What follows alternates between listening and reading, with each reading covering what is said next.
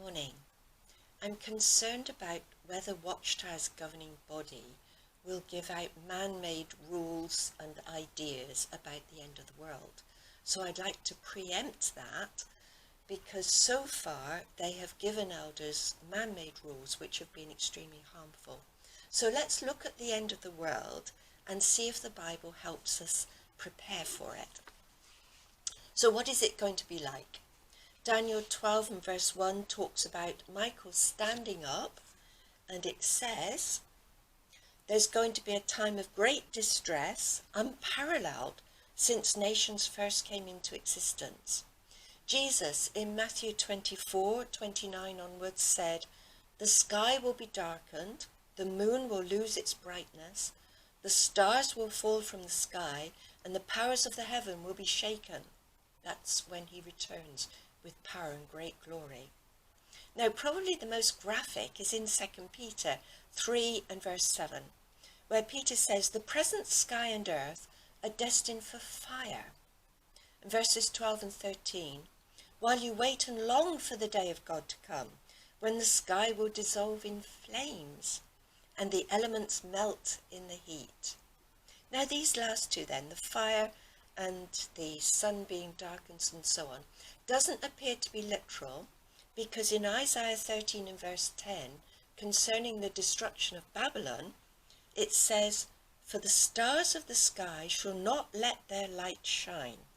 The sun shall be dark when it rises, and the moon not shed her light." Now Joel said something similar.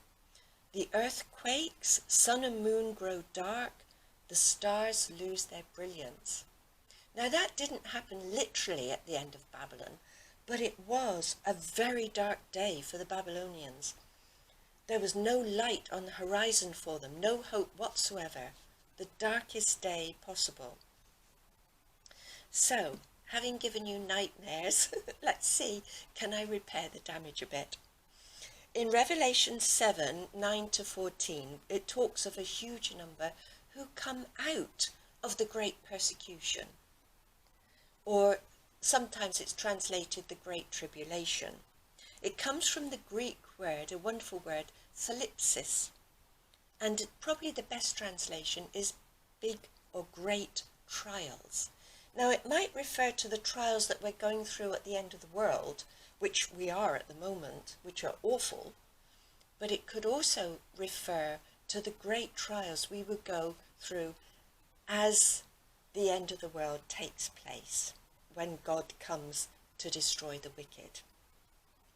Now, the only instruction I can find in the scriptures about what to do at that time is in Isaiah 26 and verse 20, where it says, "Go into your rooms, shut your door behind you, hide yourselves a little while until the wrath has passed." Now, so, in other words, shut yourselves in your home. Now, suppose you live in a mobile home or a flimsy bedsit or something. You might think to yourself, "Oh, I might not feel very safe in here." So what we need is a castle with very wide walls, a moat around the outside, and a drawbridge that you can pull up, and you'll be safe inside. Do we have anything like that? Yes, we do.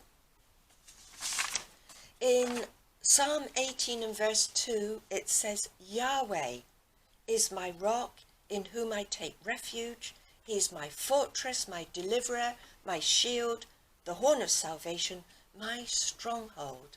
So Yahweh is both our rock on which we build our castle or our fortress. In Habakkuk 3:19, it says, "Yahweh is my strength. He makes my feet as light as the deer. He sets my steps on the heights." Now that's interesting, that phrase, on the heights. We're put up high. It's similar to Proverbs 18 and verse 10, where it says, "The name of Yahweh is a strong tower. The righteous man runs to it and is set on high." So once again, what it means is that you're out of reach, you're safe. Now, you might not feel very safe in your house, but you will be if we rely on the name of Yahweh or Jehovah.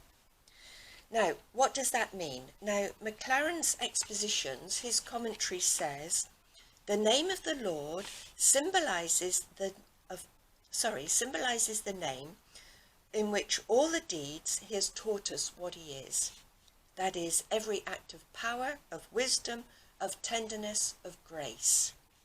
And Elliotts' commentary says, the name of the Lord signifies the titles by which he has made himself known, descriptive of his attributes, merciful, gracious, long-suffering, abundant in goodness and truth.